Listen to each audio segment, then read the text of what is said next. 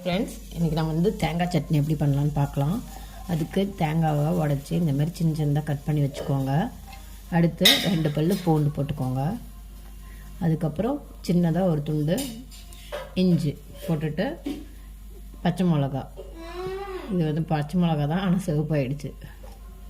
அடுத்து நம்ம கடலை கொஞ்சம் ஆட் பண்ண போகிறோம். தேங்காய் நிறையாவும் கடலை கொஞ்சமாகவும் போடுங்க, அப்போ தான் நல்லாயிருக்கும். நிறையா கடலை போட்டிங்கன்னா கடலை வசடிக்கும். போட்டுட்டு இதை கிரைண்ட் பண்ணிவிட்டு நம்ம தாளிக்கலாம். அரைச்சி வச்சுக்கிட்டோம். இப்போ நம்ம வந்து தாளிக்க போகிறோம்.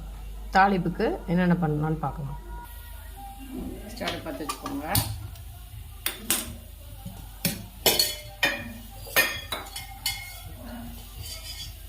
எண்ணெய் ஊற்றிக்கலாம்.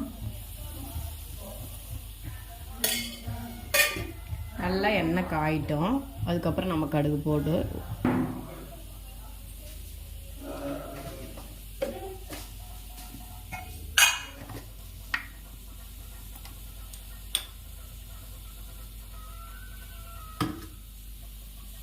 நல்லா எண்ணெய் காஞ்சிருச்சு. நம்ம கடுகு போட்டுக்கலாம்.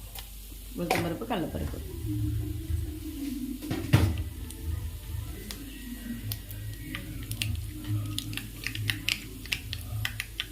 கருவேப்பிலை எடுத்துக்கலாம்.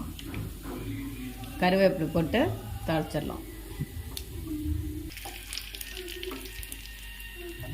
கருவேப்பிலை போட்டு நல்லா பொரிஞ்சதுக்கப்புறம் ஈரத்துலேயே போட்டிங்கன்னா ரொம்ப இதாகும். அதனால் எடுத்துட்டு அதுக்கப்புறம் அடுப்பில் வைங்க.